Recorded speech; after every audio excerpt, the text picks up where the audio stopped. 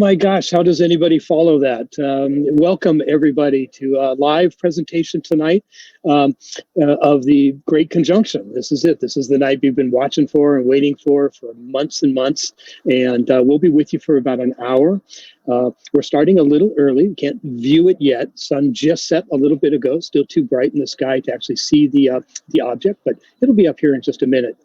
I'm going to do more introductions in a minute, but I wanted to start with a poll question, and let me explain. So you will be able to answer on screen as we sort of like go through this. And what I'm trying to find out is how many of you are in a position sort of like me. I'm out in my front yard. I'm sort of like watching the night sky. I can be online and I can do it at the same time. Now, some of you are probably going to have to be, kind of tied to your computers in your living room or in wherever your den or wherever that is. But I wanted to just sort of get a sense of our viewers and how many of them, looks like a bit more than half, actually sort of like can view the night sky as we're going through the presentation. And that's really excellent. For those of you that can't, don't worry about it. We're going to give you some things to look for right after the show, or maybe there's time during the program where you want to just run, and we'll wait until it's in position. We'll wait until the planets are very visible and kind of give you a chance to do that. We can't possibly be exactly 50-50. That can't be right. So anyway, that's what I kind of wanted to see, we're just going to get a sense of that. So with that introduction in mind, here's where I am. This is my front yard. I'm sitting on my driveway. In fact, you guys are sitting on the bed of my pickup truck.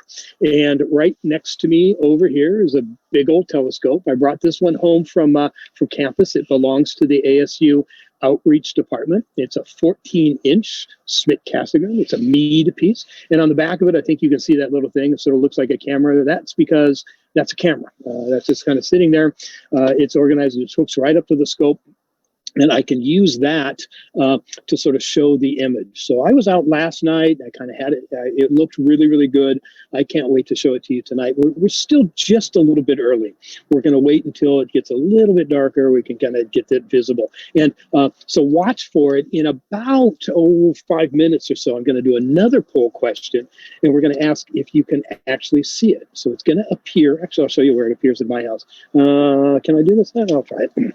So no, I got too many wires hooked up. I guess I can't do it. So I have a really good view across my driveway here, right to the kind of a palm tree across the street. And I know that the planets are going to appear in the sky about 1/3 up from the horizon, almost directly southwest. If you know which way west is, which way south is, go right in between in about 30 degrees, 25, 30 degrees above the horizon.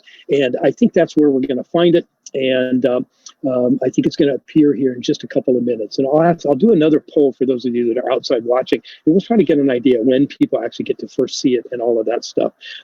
So I'm going to introduce some people here. So Mark Johnston is with us. He's not ASU. He's actually a member of the community, and he's got kind of some things set up in a little rig. And so I'm going to have him light up his screen and introduce himself and say where he is and what he's going to be participating with us tonight. Go ahead, Mark. Hey, thanks very much. Yeah, this is Mark Johnston. I'm here in North Scottsdale, Arizona, just north of ASU. And I'm in my backyard. And I've moved my camera around here. You can see I have my telescope set up here, and that telescope is pointing at the moment at the moon. And I've got my, so you can see yourself here, computer. I've got a digital camera connected to my scope, and that's feeding data to my screen, and I'll be able to show you live images of the moon and perhaps some other things later on, depending upon how our time goes today. Right. It's not just about the planets tonight. It's about sort of observing in general and what it takes to have some equipment and some idea about how to capture some of these things.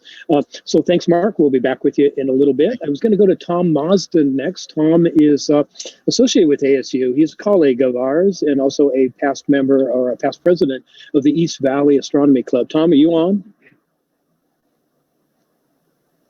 Did we lose him?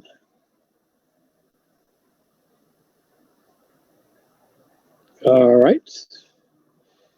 I am going to move on. I'm going to go to Ted Blank. Ted, can you come on screen and kind of just give a sense of where you are and what you're doing? Thanks. Happy to. Hi, everybody. Ted Blank here. I'm a member of the Phoenix Astronomy Society. I live in Fountain Hills. And this evening, I'll be broadcasting from the club at Adero on the border between Scottsdale and Fountain Hills. Fountain Hills being the 17th international dark sky community in the world. We've got good dark skies, and we've got an image of Saturn and Jupiter on the screen already. So pretty soon we'll be able to show you that. That sounds great. Thank you. So we've got Fountain Hills, we've got North Phoenix, and I know Tom is in Tempe, so to see if we can kind of get him back on screen and see where that goes. Also helping to present tonight is Kevin O'Donnell. Kevin doesn't have a live setup, but he's an expert at astrophotography. He does it quite a little bit, and we're going to see some of his planetary images from that he has in his collection. I also have three students with us tonight. Alicia Hyatt and Alex Blanche are going to be presenting a little bit about missions to Jupiter and Saturn, so a little bit of background context about what that is. And Spruti is Spruti Cachere is here today, and she is also kind of just going to help us get organized with the questions, and she's helping kind of in the background. It looks to me like Ted has social distancing going on and face masking, or at least so he's got that going. So that's really good. Thank you.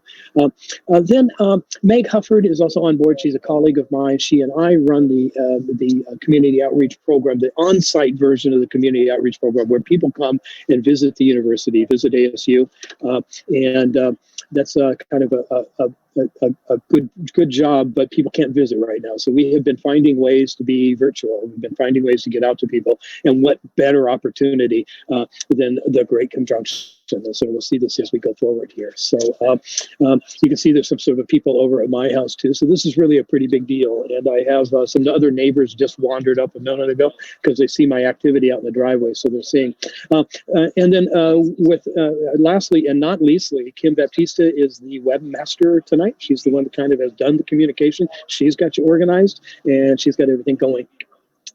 We will be able to answer questions as we go along. So if you want to just sort of like get used to going to the question and answer button, you can't chat, but you can ask questions. So just if you wouldn't mind, you don't have to say name and last name and all that stuff, but just say who you are. If you're a student or a youth, I would love to know what grade you're in. That would be great. And if you have questions, our team will sort of be working in the background, and we'll just filter them into the presentation every once in a while as we go along. I think that is all the housekeeping. The way this is going to work is I'm going to show you some simulations of what we're looking for, the context behind what's happening in those planets. We will be back out here in just a minute. I'm going to take a moment, move inside, show you some simulations, and then for those of you that are outside, it's only a matter of minutes. I've just checked. I'm looking. Oh, I can see it now. So. I just found Jupiter and Saturn. I see where they are in the sky. So let me go do the simulations. We'll come back, get the telescopes adjusted, and then we'll sort of like go on to the next portion of the show. Sound good? While I'm going inside, you're going to see another video, and I'll introduce the director of the School of Earth and Space Exploration. She's going to kind of walk you through what does Earth and Space Exploration is. Right as soon as that's over, I'm going to be in a different location, and I'm going to show you a different screen. Here we go. Thanks, guys.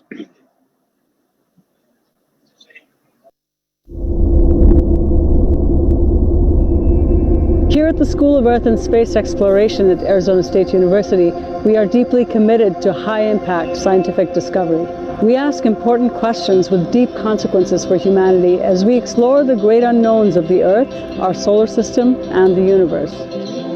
Our students work with faculty in astronomy, cosmology, geosciences, planetary sciences, exploration systems engineering, and science education. We are breaking down the boundaries between these disciplines to answer the biggest questions that cannot be answered within a single discipline.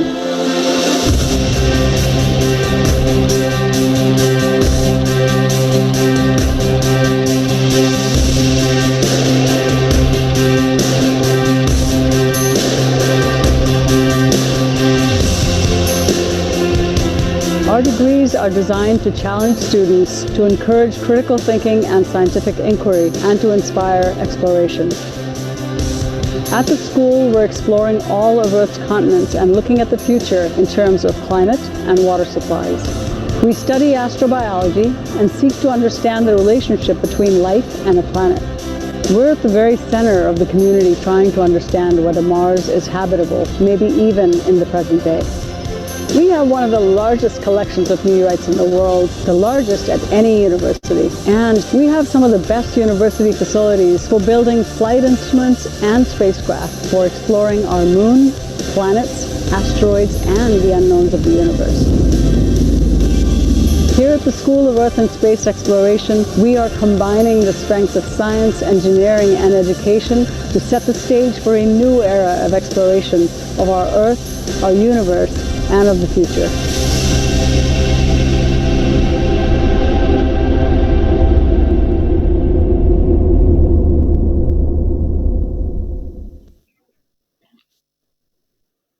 Very, very good. Excellent. I am just going to take a quick little test here, make sure that I can be heard. So if somebody could give me the heads up and tell me everything's fine that way. Perfect on our end. Thank you. Very good. And so what you should be seeing on the screen is a little sort of model of the solar system. Now, this isn't the whole solar system. I'm only going to use the planets we were talking about tonight. I'm going to introduce you to the characters of the show, as it were. And what you see is the sun's in the middle. That's one of our characters, right? Everything revolves around the sun, so that has to be in position. The Earth is moving around very, very fast. I have this sped up a lot. And you can see how Jupiter and Saturn just kind of lap each other every once in a while. When that happens, that's called a conjunction. That's really what it is. And that actually happens about every 20 years. So that's actually not that rare. And so the definition of a conjunction is, here it comes again, watch. There goes Jupiter, passes right by Saturn, like two race cars in a track, and one passes the other. So every 20 years, approximately, that happens. That's kind of common. What's going to happen tonight, though, is they're also aligned so that they're going to be very, very, very close to each other. And that doesn't happen very often. And so what happened, the reason for that is, if you can kind of describe the solar system has a plane. I usually think of an equator around the sun, and then you just expand it out into space, and that becomes the plane of the solar system. All planets have their orbital properties, and one of the orbital properties is what's called inclination of orbit. Not all of them are actually on the plane. Some of them more than others. Mercury has quite a little bit of inclination. So that means it rides above the plane of the solar system and then back through the plane and down below. All planets do that to a little bit of an extent. So the magic tonight is not only that Jupiter and Saturn are meeting the same ecliptic longitude in space, that's the conjunction part, but they also happen to be at parts of their orbit where we call their meeting node. That means they're passing through the plane of the solar system. So they're in line for us together, and they're very, very close together to the plane of the solar system. And that's what makes that happen. It has happened a little bit before. I think you guys have been watching the media. I'm actually going to just kind of set us up. It takes me just a second to get this. I'm going to go to the last time it was kind of like this, and you might have already heard that this happened in 1623. That would have been just a little bit after Galileo was making discoveries with his telescope. Let me just go to there right now. And so you can see I'm just going to have to advance that just a little bit in time. I'll sort of like start with a day or two. And I'm a month off. That's my problem. Let me just move forward a little bit. And so you can see in this thing, in fact, I can annotate for us a little bit. Let me just sort of like draw a little line here. Here's Saturn. I can come right through Jupiter. I can go right through the Earth. So there is the last time we had a really good alignment like we have tonight, but there's something wrong. Can you see what's wrong? Yeah. So when this was all aligned and everything was magical, the sun was in the way. So people, astronomers, I think Kepler and I think Galileo and I think the astronomers, they probably would have known what's going on, but they wouldn't have been able to view it, and they didn't have telescopes. And so the time it happened before that, where it was actually viewable, we have to go back a lot farther. I'm going to go to 1226. Hang on a second. I'm just kind of adjusting dates. Go to my way back machine here. And it's going to be 03 and 03. Let me just try this. We'll sort of go to there. Let me erase the line I already have on the screen. That's kind of right. So you can sort of see, here's the Earth. Let me just sort of like draw that line again, if you don't mind. Now I'm going to come from Saturn through Jupiter and through the Earth. So there you have the alignment. That was the last time that this particular thing was viewable to us Earthlings, where people would have been able to actually see what we're going to see tonight. That's a long, long time ago. And again, this was way before telescopes, 400 years before telescopes. So what we're seeing tonight, you're going to see views in the telescope eyepieces, or we're going to project those for you. You can see both planets in the same view. Understand this has never happened before. People haven't done this before. And so we'll be able to show you that. Okay, I am going to unshare. I'm going to go back out to my station outside now that we've sort of seen how this works and how this alignment is happening. Oh, I wanted to show you one more thing. Sorry about that. I'm going to stop sharing for a second, and Alex is going to play a quick little video for you. I'll help set it up. Yes, let me just pull that up real quick. Yeah, so this is a animation of the night sky. Here we go. Perfect.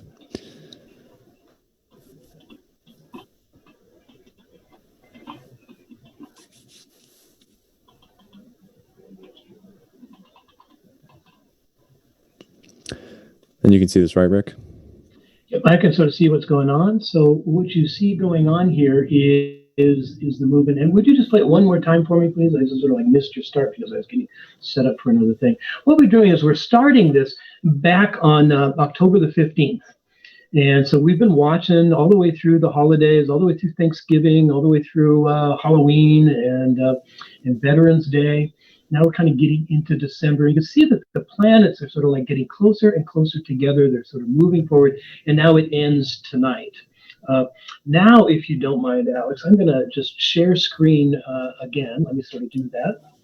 I'm going to go to here.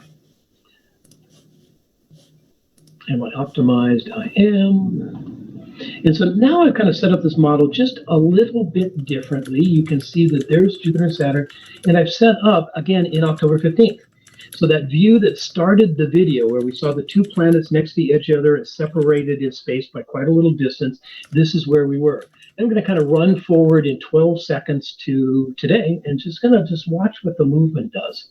Oops, I didn't do that right. Okay, now I'm going to run forward in 12 seconds. Just watch what the movement does. See how the Earth is moving around? It's coming closer to us, and it's kind of now starting to move behind the sun. Jupiter is moving a little faster than Saturn in space, and there you go. Now we're at today. So this is what's been going on. The planet's been doing their work in their orbits, moving through space.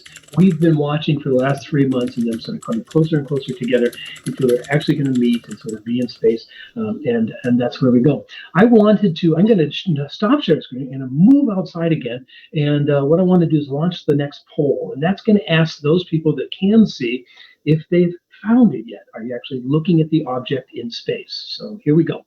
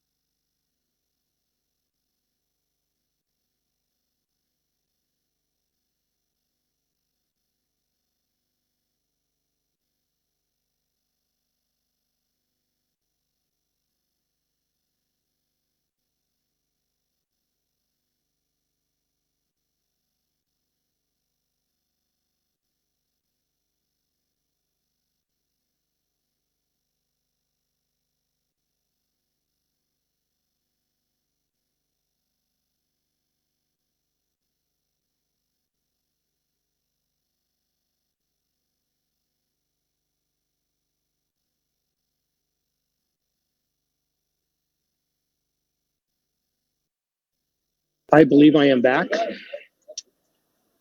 Can you guys hear me okay now? We can hear you. Excellent. And I suppose you can see me now. Sorry, I actually came out here and I forgot I left my earbuds inside, so I had to run back in again. But here we are. So now it's getting dark. I can absolutely see it. So I see from the poll that people are having trouble. So I'm going to go back to that description, southwest. I'm going to say about 20 degrees above the horizon.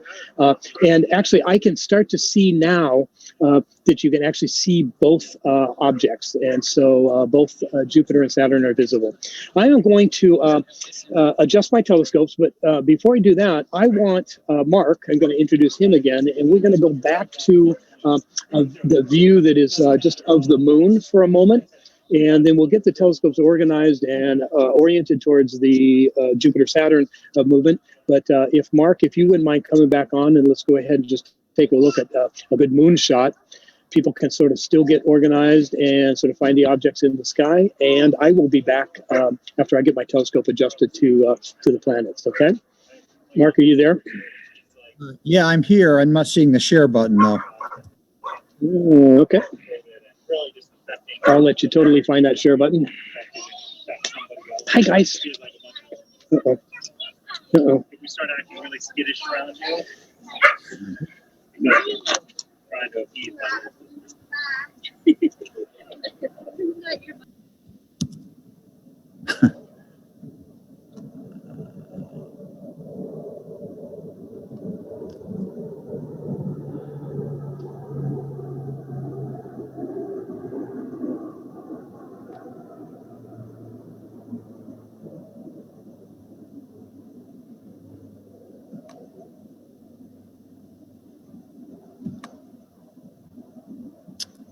Yeah, Kimberly, can you help me with that?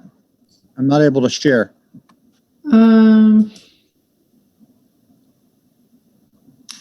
It should be on the bottom, share screen. It's not. Are you still seeing the chat and poll features?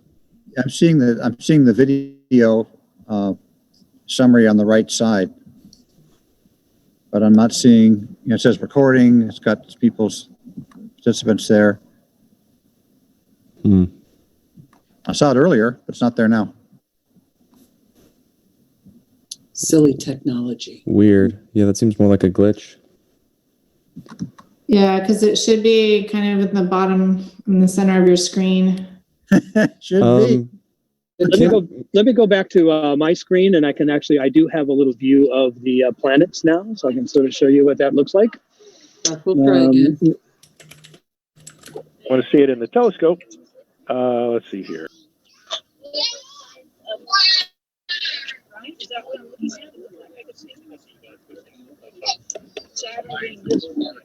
Yep.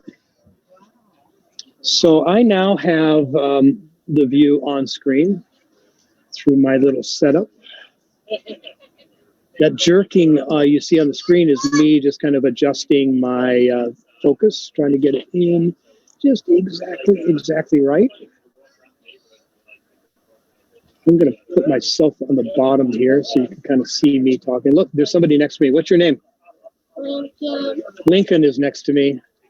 Thank you for wearing your mask, Lincoln. Those are moons.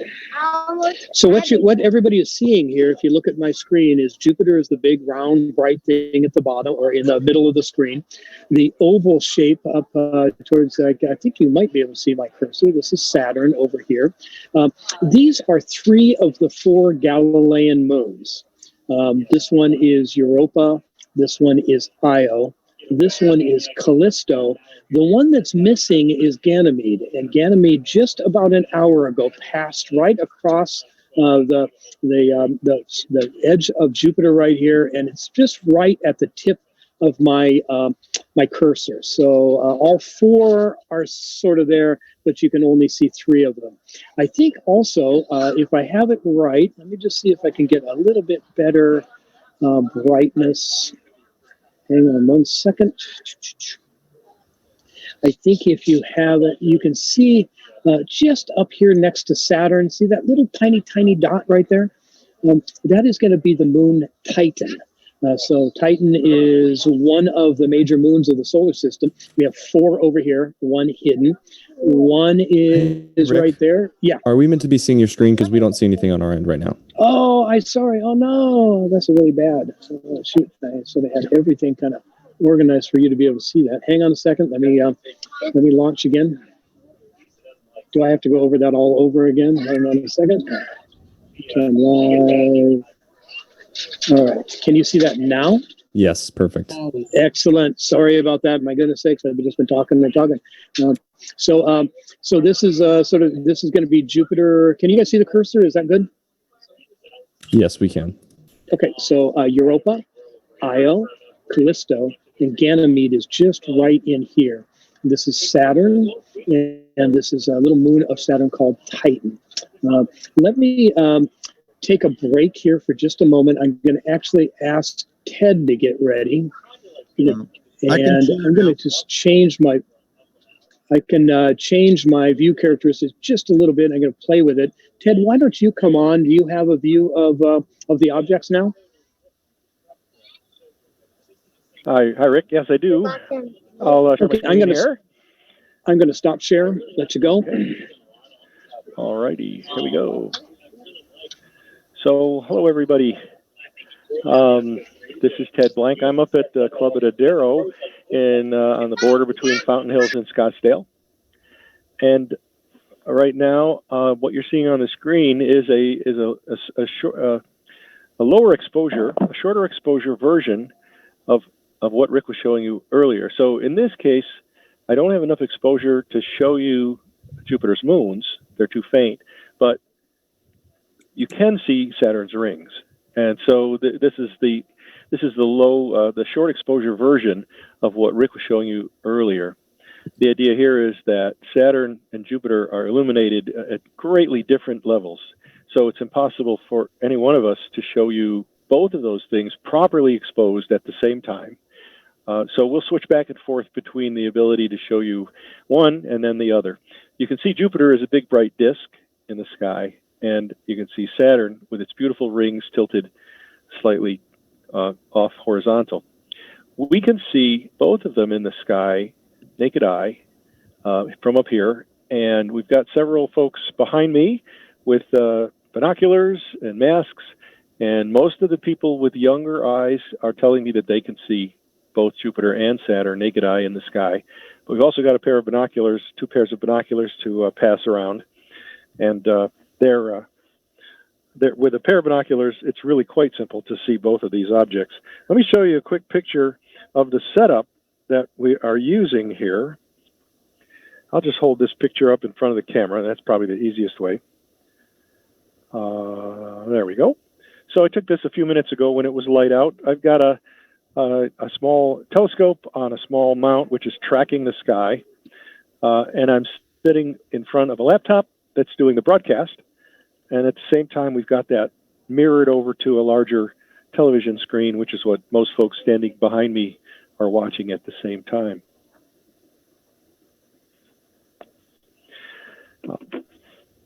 Rick was mentioning Ganymede.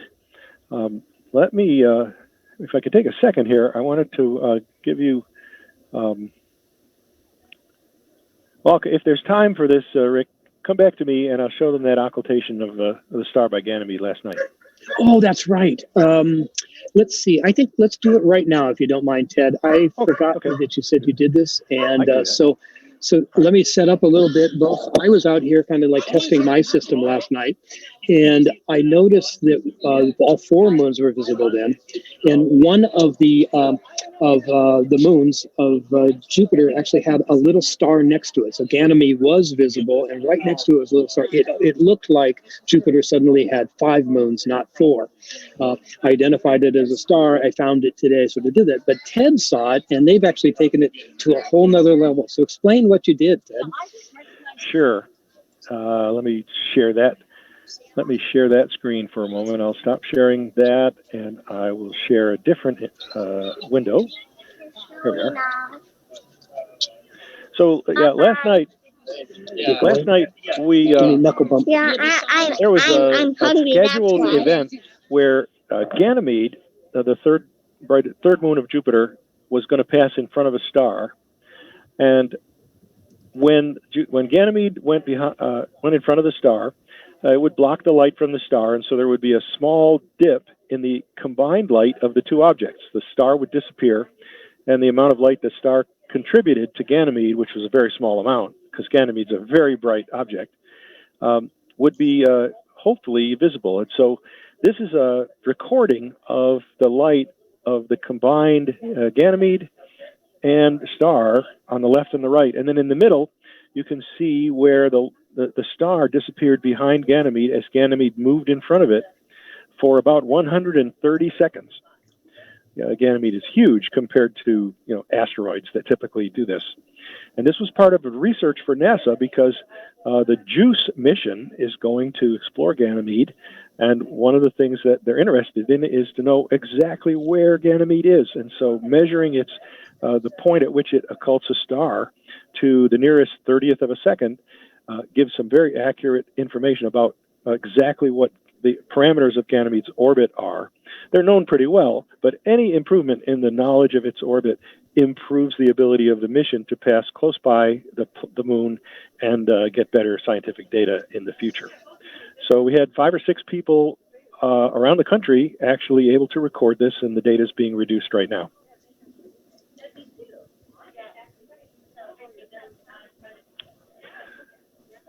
So let's go back to our Thank you, Ted. image here. Absolutely amazing. And so, did you know that was going to happen, or did you you saw it in front of you and then you just did it, or how'd you get that?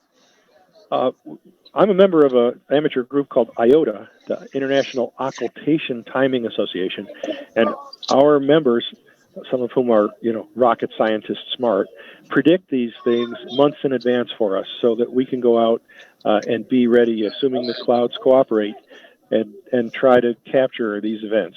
So we knew about this weeks in advance, and we did some practice sessions several nights before because we knew the sky was going to be very bright.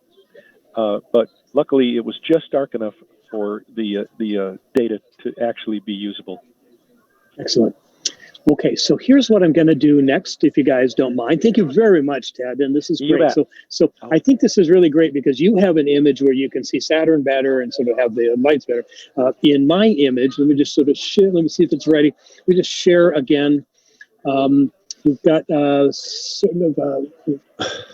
we've got kind of things organized so that I'm not seeing Saturn anywhere near as well you are, but I have a really good sort of view of those planets. I mean, the moons of Jupiter. So we'll be coming back to these. I'm going to go offline here and make some adjustments. I'm going to turn the program over to our students, Alex and Alicia. And they have put together just a real quick little slideshow and explanation of missions and explorations that have recently gone to Jupiter and Saturn, and some of the work that ASU does associated with Jupiter and Saturn. So I'll be back as soon as they're done. Thank you, guys. Thank you, Rick. Okay, so yeah, we're gonna. I'm gonna introduce myself. My name is Alex Blanche. I'm a sophomore student at Arizona State University. I'm part of our docent team, so I work at the gallery usually, but I've been helping out with virtual shows, and I'm going to talk a little bit about just some of the missions to Jupiter, and then after that, my coworker Alicia will talk about Saturn. So first, let's talk about Jupiter. It's the largest planet in our solar system, the gas giant, and we're going to talk about the many past, current, and future missions we've had to better understand this planet. So one of the first ones is the Voyager missions, 1 and 2. Both of them were launched in 1977. The Voyager 1 only went to Jupiter and Saturn, and Voyager 2 went to Jupiter, Saturn, Uranus, Neptune, and beyond. These were both intended to study the gas giant planets. Currently, they are both now in interstellar space, which means they are out of our solar system, kind of we consider the boundaries. Voyager 1 is about 23 billion kilometers away, and Voyager 2 is about 19 billion kilometers away. So that's about 21 light hours and 17 light hours. So it takes us a long time to communicate with them if we have. Also pretty old, so we don't always have that reliable communication. And these are actually the spacecraft that carried the famous golden records that Carl Sagan, the famous astronomer, helped create. If any of you guys watch Cosmos, he actually helped create these golden records that had a bunch of information about humanity. So those were those missions. And then we also have the Galileo missions in 1989. This is a mission to study Jupiter and its moons. It was the first spacecraft ever to orbit Jupiter, composed of a probe, that was sent down into Jupiter, and then an orbiter which orbited around it. It studied Jupiter's atmosphere and its clouds. It studied its moons of Io, Europa, Ganymede, and Callisto, and then eventually was retired in 2003 by flying into Jupiter's atmosphere and burning up. Then we have the Cassini-Huygens mission. This is loosely connected to Jupiter. It was actually meant to study Saturn, but it passed by Jupiter on its way, so we got some pictures like this, and it flew by Jupiter in the year 2000. So just skim by before moving on to Saturn. You'll hear about that with Alicia. And then there's the Juno mission. This launched in 2011. It is also an orbiting probe around Jupiter, just like Galileo, and it is actually the second one of all time. This one was designed, it's actually a current mission. It's still being operated. Its purpose is to understand the solar system's beginnings and reveal the origin and evolution of Jupiter. It helped determine how much water was actually in Jupiter's atmosphere. It looked deep into Jupiter's atmosphere to measure composition, temperature, cloud motions, and other properties. And also it mapped Jupiter's magnetic and gravitational fields. So just learning a lot about the planet and its evolution along with our solar system. And then we have future missions. So one of them is called JUICE, launching in 2022. It stands for Jupiter Icy Moons Explorer. It's set to explore Jupiter and its moons Ganymede, Callisto, and Europa. Those are all of its icy moons. It's operated by the European Space Agency, but here at ASU, teams at our campus are actually developing the JANUS camera system, which is an instrument on the spacecraft that's going to help with those studies. So we're building that instrument. And then the final future mission is the Europa Clipper, 2023-2025. That's about when it's launched, a little bit of larger window. It's going to be orbiting Jupiter, but it's actually going to be studying its moon of Europa.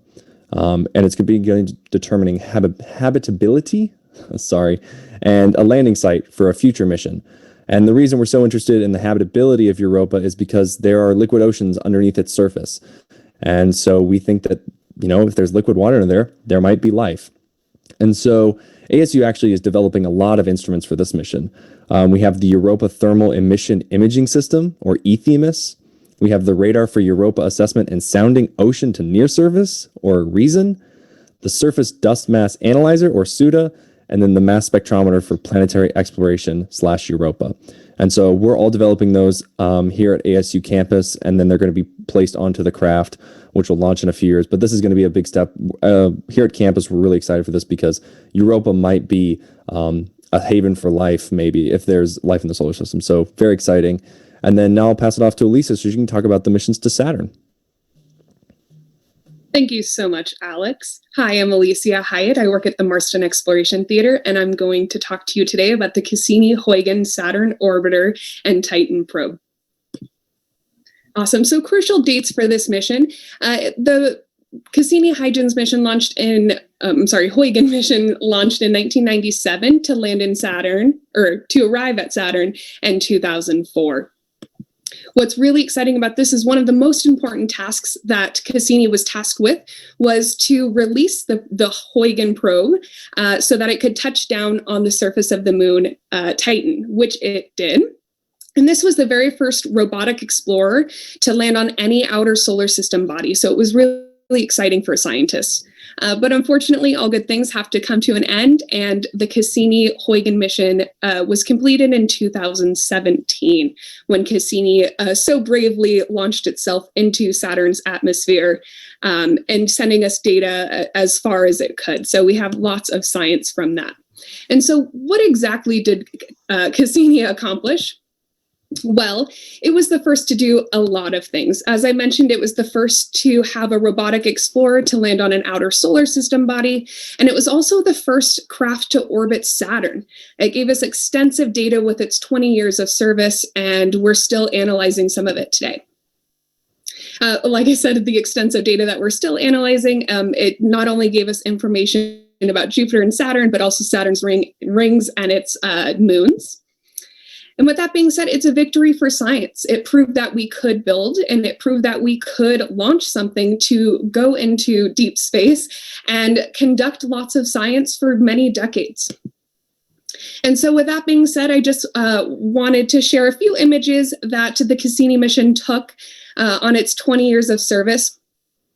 was the first to orbit Saturn, but it didn't stop there. It orbited 294 times, collecting 453,048 images along the way. So we have a lot to analyze here. And with that being said, I want to encourage you to go to NASA's website and take a look at some of these images that Cassini took and see if you can kind of see what's going on the surface of these planets or these moons or these bodies and see what your science caps think are going on there. So with that being said, I'm going to pass things back to Rick, if he's here. I'm here. I'm here. I'm sorry.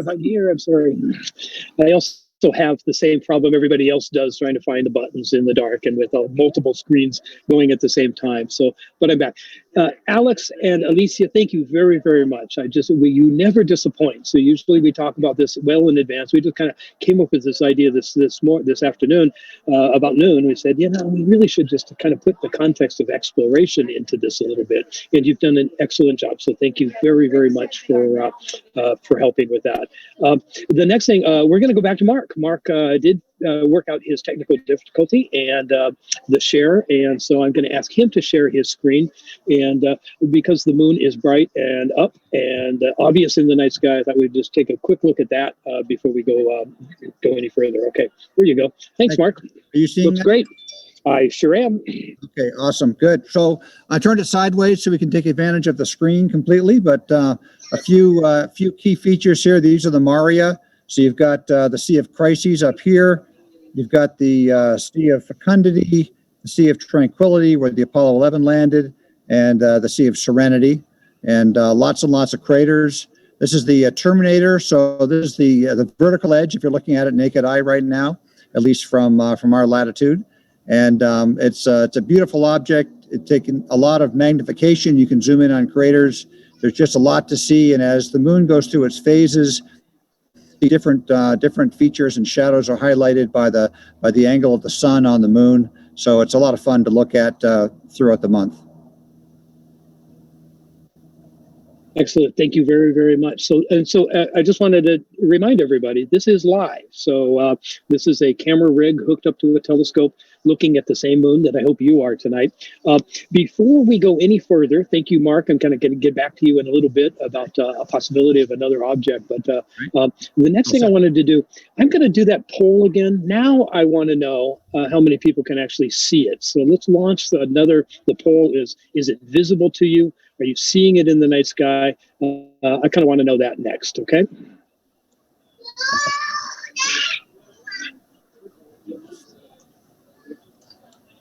That's better. That's better. We're getting there.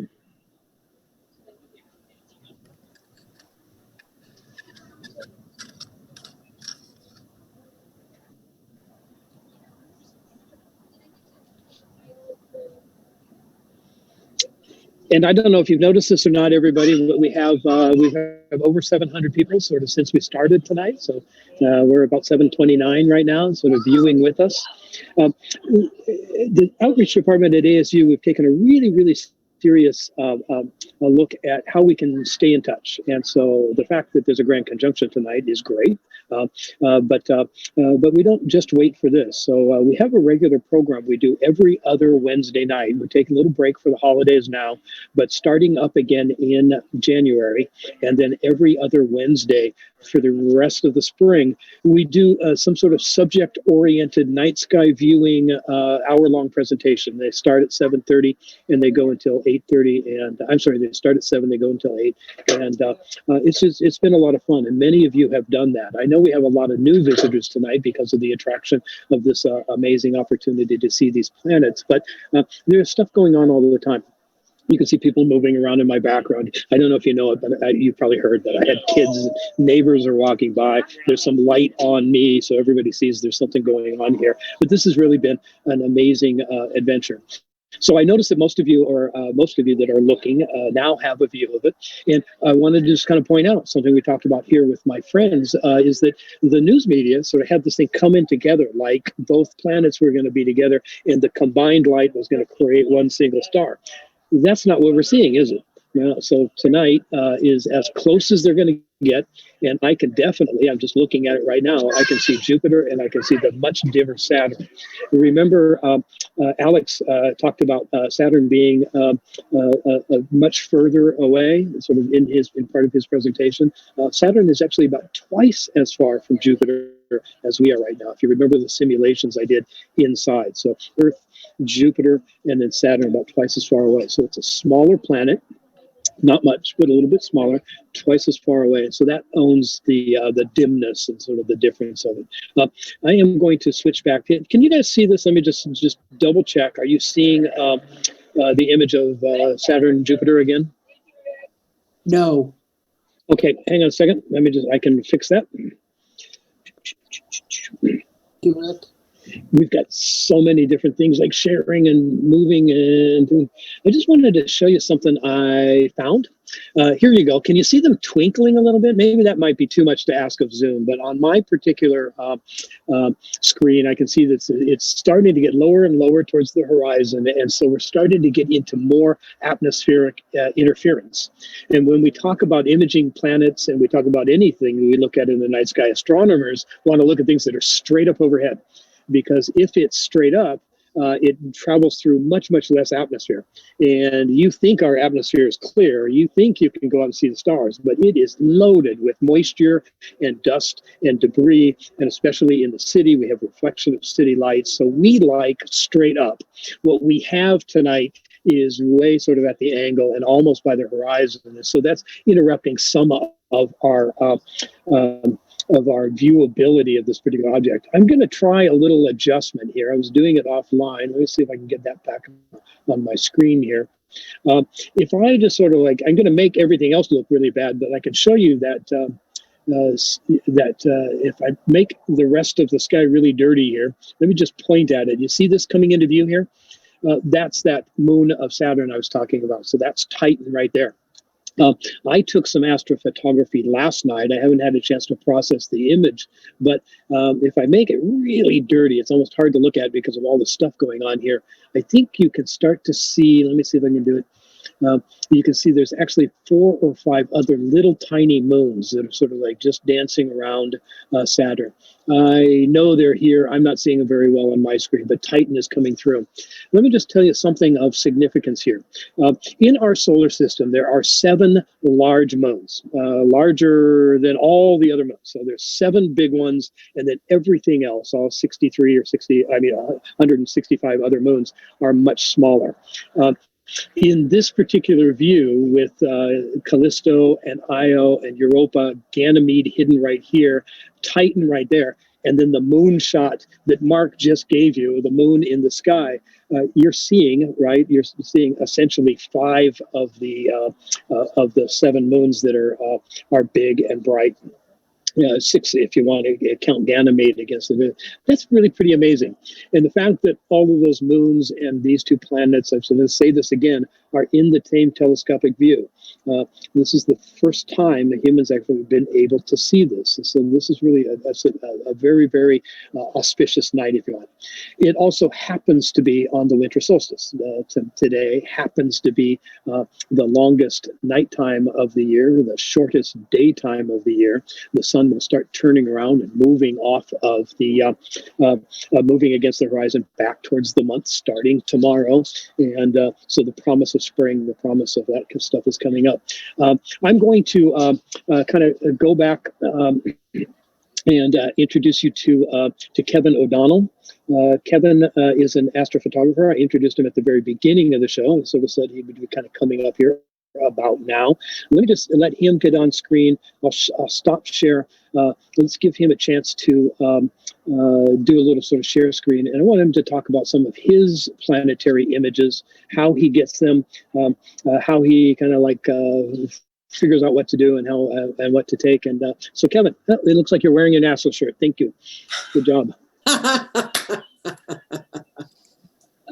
Thanks, Rick. So I have my background here of some of my images, but I'll go to actual share of them. So you guys can see some of the stuff that I work on. Let's talk about it a little bit.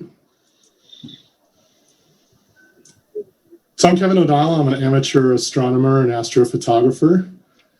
And I recently added a star tracker to my camera setup, which I was actually outside working on when I heard my name called and ran in as fast as I could.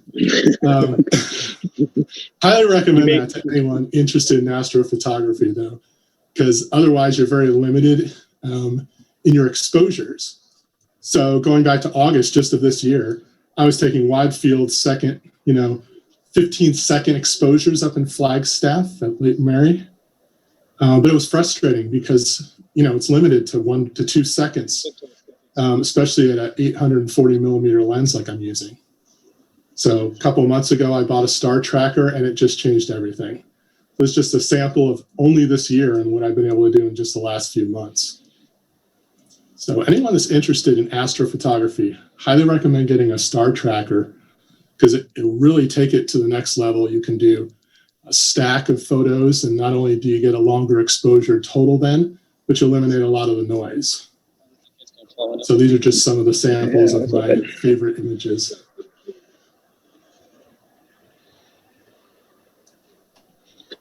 Excellent. Thank you very much. Do you have like a favorite Saturn or Jupiter that you've taken?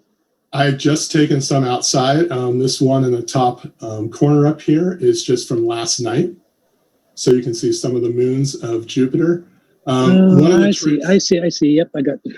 Yeah, one of the tricks that you'll see a lot of people posting their photos of Jupiter and Saturn right now is, unfortunately for the camera, if you make Jupiter where you can see the rings or the bands, you can't see the rings anymore, and vice versa. They're basically about a whole f-stop difference. So this is I see what you're saying. Composite. Yep. Lots of challenges. So I think that's what kind of what makes the difference, though, is you understand the properties, understand the capabilities of your equipment, what you can see, and all that kind of stuff. This, we kind of talked about this among ourselves about a week or so ago, just so everybody knows. This particular image is really quite a challenge. I talked about Saturn being so much dimmer. It's actually 2.5 camera stops dimmer than Jupiter. So our technology isn't really set to do that. You can't say take the top of the screen. You can't automatically do it. Say take the top of the screen and make it brighter, and take the bottom screen and make it dimmer. All of that can be processed after the fact in labs and things like that. But that's the view. And let me ask you, Kevin, if you can't, that's all right. But is there a way to get a close up of that image you're showing right now? That one? Do you have it like on your screen someplace? I know you put it in your composite. Let me look for a moment, see what I can find. If you can, because that relates to what Ted was talking about. Show you where that star and Ganymede are right next to each other, and how he sort of like dealt with that occultation. Again, this is from the 19th, but as you say, it might be a little more helpful to what we're talking about right now.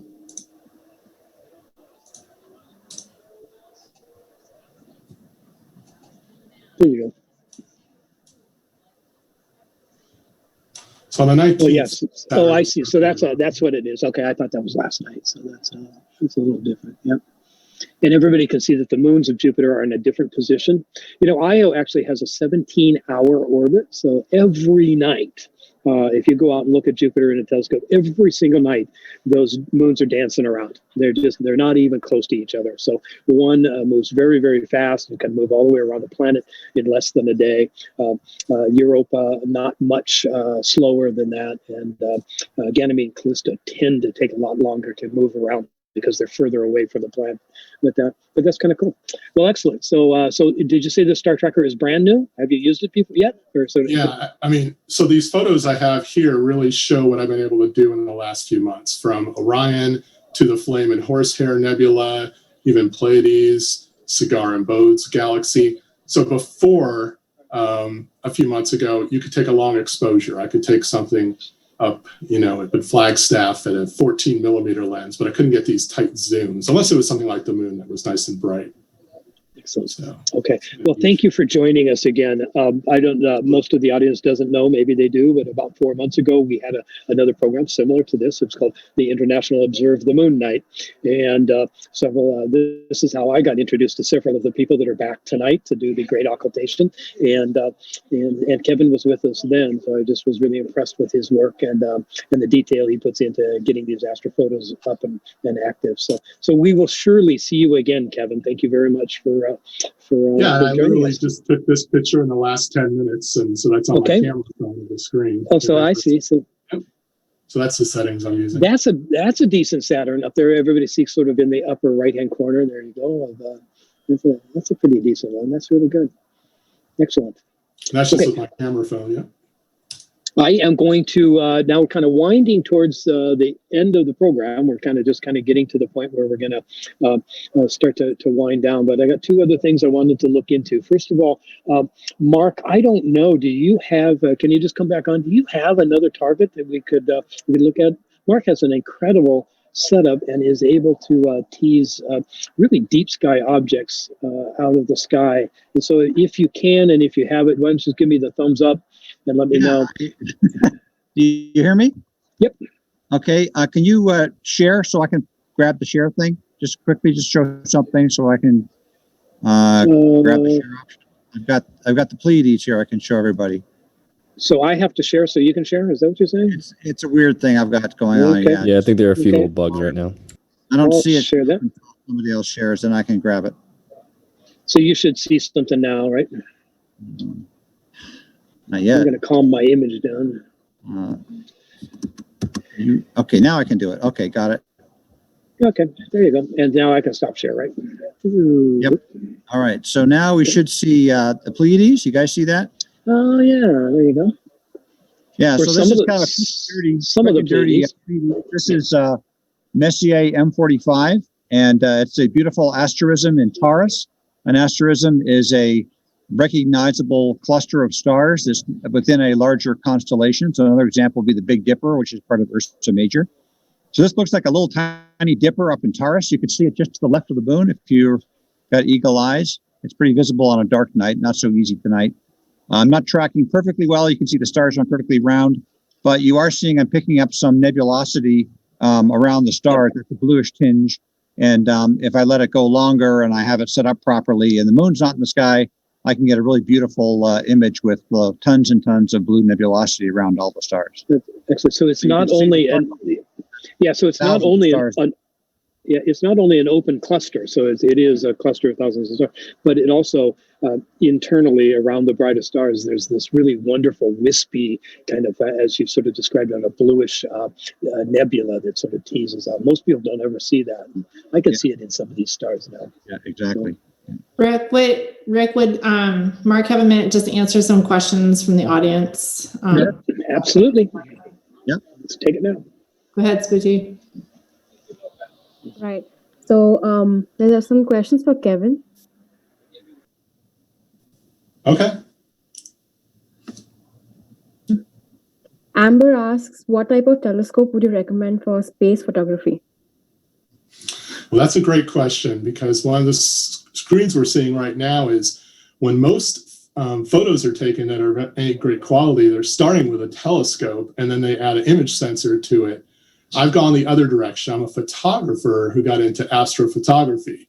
So for me, it was all about adding longer lenses and then the star tracker I was mentioning earlier. So it sort of depends on whether you want to see things or you want to photograph them, or you want to start by seeing deep sky objects and then photograph them. So it's a complex question. It depends on whether you're somebody that's into astronomy or into photography. Awesome. Thank you for that. There's another one. It's for you, Kevin. What kind of telescopes are needed to see a close-up of Saturn to see the rings clearly? Well, as you can see from my example, that's as good as I can get. I'm at 840 millimeters, which is about the biggest lens you can buy for a DSLR camera and still take photos that are blurry. But most of the great photos that you'll see from even some of the other people on the panel, they can have 12, 16-inch telescopes that are now equal to 3,000 millimeters of what a camera lens would be. and I can't even buy anything like that. So again, if you're starting in astronomy and then you're adding a sensor on there, you're going to get a lot crisper images, especially of the rings of Saturn. Awesome. Thank you so much. Rick, would you like to continue? Did we just lose him? Sorry about that. I just stepped away for a moment. Okay, the other... there's the Pleiades, just in case you're interested, from two. Oh, there you go. And that's about a half-hour exposure with a digital camera stacking the results frame after frame. And you really see the nebulosity well here. That's excellent. That's an amazing image. That's really super. So I'm going to retire. I hope that's not a surprise to anybody, but I'm retiring in about 7 or 8 or 10 years. And when I do it, I'm going to contact Mark Johnston, and I'm just going to get a list of the equipment that he uses, because this is absolutely stunning. This is awesome. I just think those are amazing. Well, thank you, Mark. Thank you very much. I've just got one more person I think I'm going to introduce if he's here. I understand that Claude Haynes kind of joined us late, but I was wondering if you could kind of come on the microphone if you're here and introduce yourself. It doesn't look like he's with us in the panelists, so if he's in the attendees option, then he won't be able to talk. I thought maybe he was. Oh, there he is. Okay, there. Now I can see. Excellent. So Claude, I just when we were putting this night together, I knew we were going to have a lot of the technical, and I knew we were going to have a lot of the people that are really into the photography and into the happening and all that stuff. But when I was trading emails with you a little bit and text with you a little bit, you just got this sort of bigger, broader awareness of sort of the meaning of the winter solstice and the meaning of sort of like, what's happening to us. And I just thought I'd kind of just ask you a little bit about what you think about, what we're seeing tonight, and what it's like where you are, and what kind of people are getting together. And can you kind of share that with us a little bit? Sure, thank you. I set up my telescope, or one of my telescopes, outside and had some family and neighbors come over, and we've been looking since sunset, and it's a lovely view. But what I would want to do is to encourage people not to just think about this as a one-time event. If you go out tomorrow night, you will be able to see that Saturn has moved a little further away from Jupiter. We've been watching it the last few weeks as Saturn has gotten closer. Now the reverse process is going to take place, and you'll get to see and watch the celestial mechanics as they happen. So tonight is the closest night, but if you keep looking, it's still going to be a beautiful view to see bright Jupiter and then less bright Saturn as it moves slightly away. And for thousands and thousands of years, humans practiced what we call positional astronomy, where things were in the sky. That changed about 400 years ago with Galileo looking up through a telescope, and now we were able to see things that we couldn't see with our naked eye, and our focus and our attention has shifted from where things were in the sky. But I think it's important for people to still connect with that, to realize that this is the way that that our ancestors figured out when to plant, when to harvest. They knew about the solstice, the shortest day, and the summer solstice, the longest day.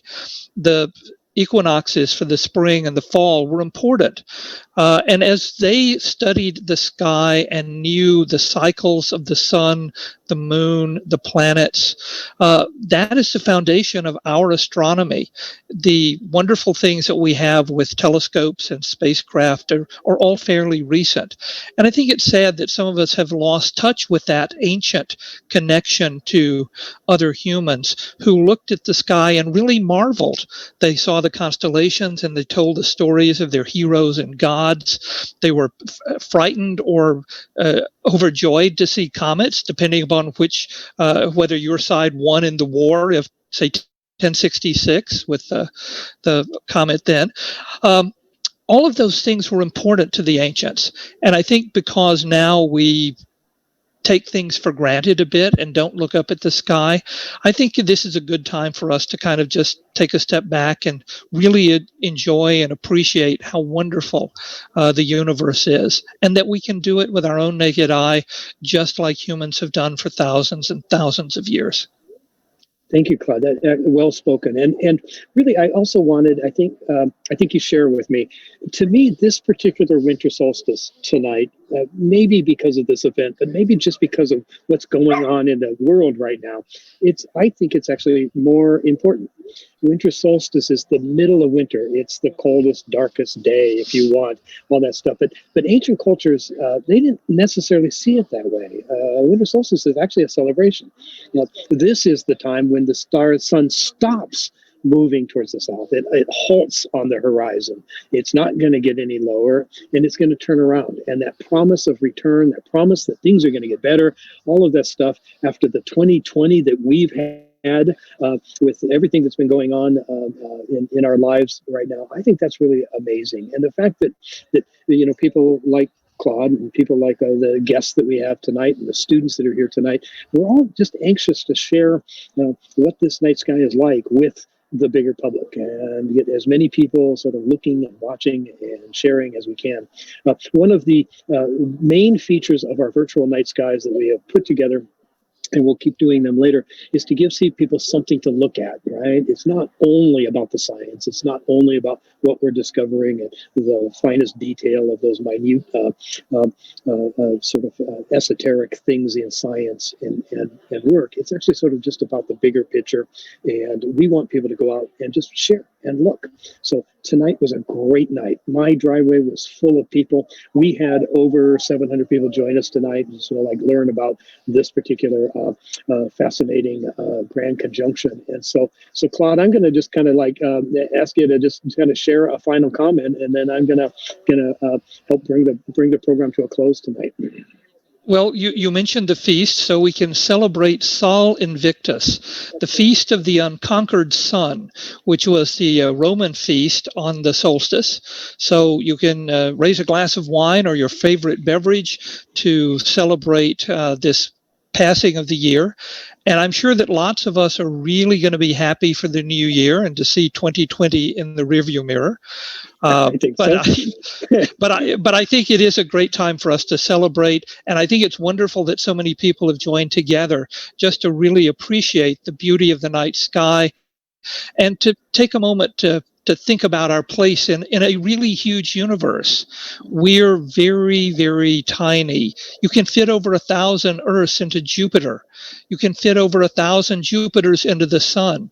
And I think we lose focus because we are so worried about our everyday lives. But I think we should also think it's a pretty spectacular universe, and we should celebrate that as often as we can. Great.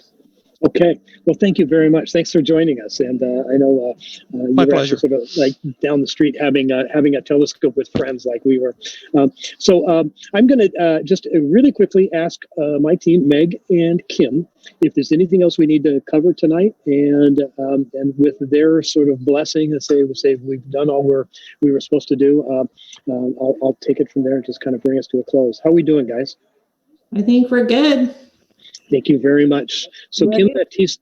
we certainly want to thank everyone for coming. There have been so many great questions, Rick, but we are good. I hope you guys are tracking the questions and like sort of like trying to get as many of them answered as you can. So let me just take a moment and just remind everybody. So I'm Rick Alling, and I'm the director of the Marston Exploration Theater, and one of the coordinators of outreach activities, sort of the on-site visits to the School of Earth and Space Exploration at ASU.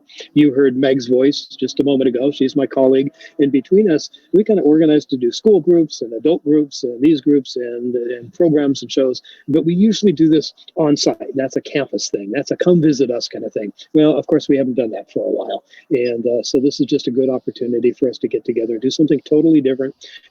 I kind of thinking of sharing something together apart, and that's kind of what our goal is. Kim is your webmaster, and she took care of putting the program together and the communications. Thank you very much. Thank you to the students, Alex and Spurti, and Alicia for your help always, and your attention to the details, and thank you for kind of work on the background and the questions and all that. For my presenters, Claude and Mark and Kevin, and Ted, thank you very much for bringing your talents and your equipment and all of that to the program tonight. Remember that ASU does this kind of thing a lot, and that we plan to continue to do a program like this every other Wednesday night. You'll have maybe somebody will chime in and remind me. I think it is January 12th that we start. And then we will be every other Wednesday for the schedule through June, if I remember right. So all of them are a different subject. All of them have something to do with watching the sky and seeing how it works. And so, yep. Thanks for the invite, Rick. Can I end with a quick view of the moon here? Yep, you absolutely can. Go ahead. Is that Ted? Yes. Okay, Ted. Okay. Oh, I need to stop share. Hang on a second. Okay, there you go. We have a live image of the moon here. First quarter moon. Oh, look at that. You're seeing a little bit of scintillation because I'm looking at it over the roof of a building, but occasionally when it does clear up, it's a really beautiful sight. I love the fact that we're looking at the Terminator. Let me see if I can scan a little bit off to the side here. There we go. I love it how those things, how they look like they're disconnected and just hanging out in space. Yeah. But for the audience, what's happening is the sun is shining across this part of the moon at such an oblique angle that some of this material, either cliffs or high tops or little mountains and things like that, tops of craters, are actually in the light, and some of it is in shadow. And so you see, just sometimes you just see little bits of things that appear to be disconnected from the moon, but it's not. If you watch over time, everything kind of it comes back into connection and that stuff. It's kind of fun. There we are. Yeah, from my perspective, Jupiter and Saturn have gone below the wall of a building, so I had to switch over. I actually still have them just for a little bit. I probably have them for another 5 minutes, and then I'm gonna lose them too. So yeah. Okay. All right. Thank you, Ted. Thank you so much, and thanks to all the presenters to kind of help put this together. I am going to sign out on behalf of the School of Earth and Space Exploration at Arizona State University. Thank you very, very much for joining us. Keep watching. This particular thing isn't over every night for at least the next several nights in through Christmas. You'll be able to see those two planets getting further and further apart. And they're going to get closer and closer and closer to the sun. Remember my simulation about how the Earth is going around behind the sun? So what's going to happen? They'll get further and further apart. And then eventually we won't be able to see them anymore because they will be buried in the brightness of the sunset, and we'll kind of find the next amazing astronomical phenomenon, and we'll bring that to your attention when it happens. So thank you very much. I appreciate it. We're going to kind of sign off now. Thank you. Thank you, everybody.